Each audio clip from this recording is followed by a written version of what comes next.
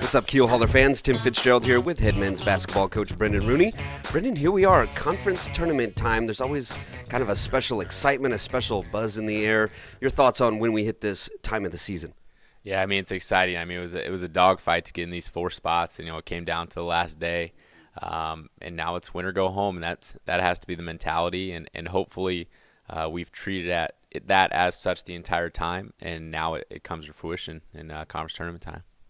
We hear at this last stage of the season, you think about where you've come from since the beginning of the year as a team. Still kind of a perimeter jump shot shooting team, but you've had 3 bigs who've come a long way as this season has gone on. Talk about the progress Xavier Lucero, Kyle Price, and John McMillan have all made as the season has progressed. Yeah, I mean, they've made huge jumps, not only on the floor, but, emotionally throughout the team, their leadership, that entire thing. I mean, Kyle Price, you look at last year, he scored 13 points the entire year. He had a game this year where he had 20 and 8. Yeah. So that's something that, have that inside presence. I feel like that allows us to take the next step. And then, I think Xavier Lucero, in my opinion, biased opinion, but I think he's a freshman of the year in the conference. He's played with great poise, played beyond his years, does not look like a freshman out there, does not conduct himself like a freshman. And then John McMillan, we talked about John. He's totally come out of his box. In practice, he's the loudest guy in the gym, and he plays with that motor and that tenacity. We're just going to keep asking for more and more from him because we know he's got it. Now, you're taking on this UC Merced team in the first round who did sweep the season series with you this year, including one loss here where you were up at one point here at home. What do you take? What are some of the lessons learned from those games against the Bobcats to avoid that happening again? Yeah, I mean, they're a really good team, and they've matched up really well against us. And, it was a dogfight here, 2-point game, 73-71. We need to close out. We need to close out, and that's not just the game, that's possessions. We gave up some offensive boards, gave up some timely threes.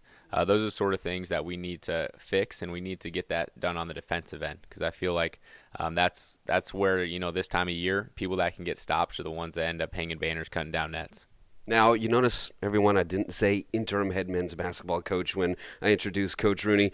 Actually, I haven't been saying that for a minute now, just mentally. But it is official. You have taken over the role as the permanent head men's basketball coach. Does that change anything as far as your direction, the way you recruit, any of that stuff, or was it all just a formality? Yeah, I think, going through it, I've always treated it as if I was going to be the coach going forward. And then, Mr. Christopher gave me the opportunity, decided to run with it. And the big piece of it, this place is special. It's special to our family. It's, my brother was at the helm for 10 years, and it means a lot. And it has to do with the type of individuals that we get to be around every day, because that's in and of itself makes the job. Not only our players, but our department. It doesn't feel like a job. I still have to pinch myself sometimes because I'm just excited to come in every day and be around this environment. I'm excited for the present, but also excited for the future. Brendan, thanks for your time as always, and thank